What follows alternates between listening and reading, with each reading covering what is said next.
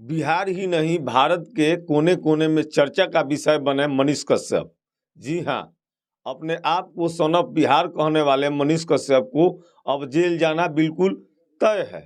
क्योंकि आपको पता होगा कि तमिलनाडु की घटना के बाद बिहार प्रशासन के द्वारा नकेल कस दी गई है और उनके अकाउंट जो कि 42 लाख प्लस पैसा था, उसको फ्रीज कर दिया गया है।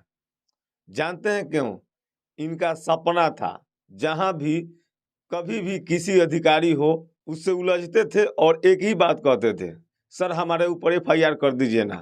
अब इनके ऊपर एफआईआर हो चुका है, लगभग 10 से ज़्यादा एफआईआर हुआ है और बिहार पुलिस नकेल कसना शुरू कर दी है। हर जगह छापेमारी की जा रही है और बिहार पुलिस का एक टीम गठन किया गया है। बिहार ही नहीं, भारत के अन्य राज्यों में भी जाकर छापेमारी लगातार की जा रही है। वही मनीष कश्यप जो कुछ दिन पहले तमिलनाडु घटना में वीडियो बनाए थे और वीडियो को वायरल किए थे, उस वीडियो के बाद पुलिस प्रशासन के द्वारा एफआईआर किया जाता है और एफआईआर के बाद लगातार छापेमारी की जा रही है। और मनीष कश्यप अपने आप को बार बार एक ही बात बोल रहे थे कि मेरे पास अगर कोई फ़ोन करके कहता है कि आप अपना गिरफ्तारी दे दीजिए तो हम उसके पास जाकर गिरफ्तारी दे देंगे। क्योंकि 4 दिन पहले बिहार प्रशासन के द्वारा वारंट जारी किया गया और अभी तक मनीष कश्यप फरार हैं।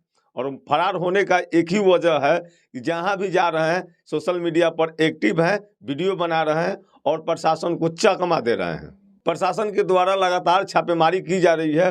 अब देखना ये है कि मनीष कश्यप कब तक गिरफ्तार हो रहे हैं और गिरफ्तार होने के बाद कितने दिन के लिए ये जेल के अंदर जाएंगे और कब तक इनको बेल मिलेगा। ये वही मनीष कश्यप हैं जो लगातार वीडियो बना रहे थे और बना करके सोशल मीडिया पर डालते हुए देखे जाते थे कि हम अक्सर सच दिखाते हैं। सच तक न्यूज़ चैनल है और सच तक न्यूज़ चैनल पे सच ही दिखाया जाता है। लेकिन एक से एक लगातार इनका वीडियो सोशल मीडिया पे जो चला, वायरल हुआ, सबका पर्दाफाश जब किया गया तो पता चला कि सब का सब वीडियो फेक है और सब में इनके ऊपर एफआईआर होते गया, जो कि लगभग 8 से 10 एफआईआर अभी तक हो चुका है। तमिलनाडु प्रशासन के द्वारा भी इनके ऊपर एफआईआर किया गया है और वहां से भी वारंट को जारी कर लिया गया है। उसके बाद इनके ट्वीट अकाउंट पर एक फ़ोटो पोस्ट किया गया जिसमें मनीष कश्यप के हाथ में हथकड़ी लगी हुई है और प्रशासन साथ में है।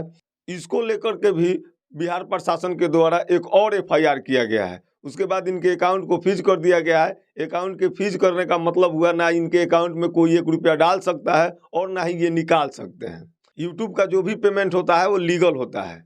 इनके अकाउंट में इतना पैसा होने के बावजूद भी इन्होंने एक वीडियो बनाया और उस वीडियो में ये कहते नज़र आ रहे हैं कि पटना हाई कोर्ट या सुप्रीम कोर्ट के एक भी वकील तो ईमानदार होगा जो मेरा केस लड़ेगा। अब आप बता सकते हैं ये कितना गरीब हैं और हमेशा से इनका एक सपना था कि मेरे ऊपर एफआईआर हो, मैं भी जेल जाऊं।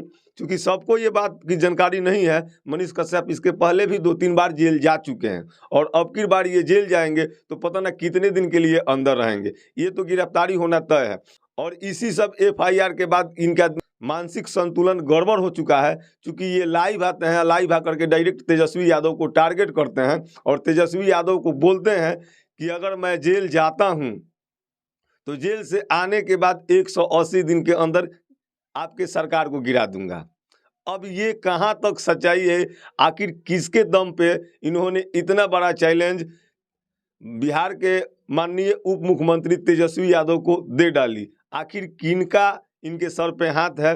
ये हालांकि दर्शकों को भली भांति जानकारी है।